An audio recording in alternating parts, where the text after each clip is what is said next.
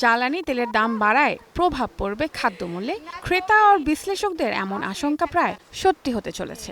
ঢাকার কাঁচা বাজারগুলোতে কেজিতে 50 টাকা নিচে বিক্রি হচ্ছে না কোনো সবজি। কেজিতে 40 টাকা বেড়েছে কাঁচামরিচ, বেগুন আর টমেটোর দাম।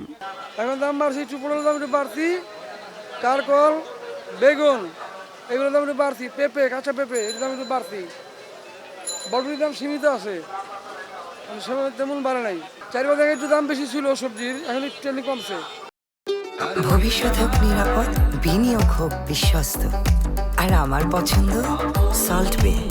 ওয়েলকাম টু সল্ট বে। বাজারের সবচেয়ে দামি সবজি সজনে, কেজি প্রতি দর 200 টাকা। দাম পড়েছে কচুরমুখী, লাউ, লেবু, ধনিয়া পাতা, পটল ও কাঁকরোলের। সব জিনিসের দামই একটু মনে হচ্ছে চড়া। যেমন আগে ছিল টমেটো 50 টাকা, গত সপ্তাহে এখন 60 টাকা। প্রতি জিনিসই মনে হচ্ছে দাম বাড়ছে।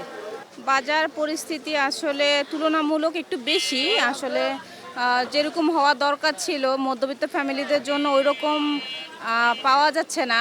আরেকটু কমলে জনসাধারণের জন্য আরেকটু ভালো হয়।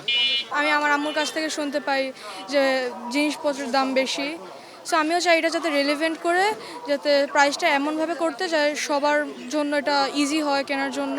দেশি পেঁয়াজের দাম 40 টাকা, আলু 20 টাকা, আদা রসুনের দাম কেজি প্রতি 160 টাকা। দাম আগের মধ্যে রয়েছে, পেঁয়াজ 40 টাকা, আলু 20 টাকা, রসুন 110 টাকা, আর একটু চায়নাটা আছে 160।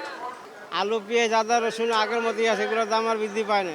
জ্বালানি সংকটের প্রভাব থেকে অবশ্য এখন মুক্ত চালের বাজার। তবে কিছু পণ্যের দাম, বিশেষ করে পোলার চালের দাম কিছুটা বৃদ্ধি লক্ষ্য করা গেছে। সয়াবিন তেল লিটার প্রতি দাম 195 টাকাই রয়েছে। বোতলজাত তেলের সরবরাহ কম রয়েছে বলে জানিয়েছে বিক্রেতারা।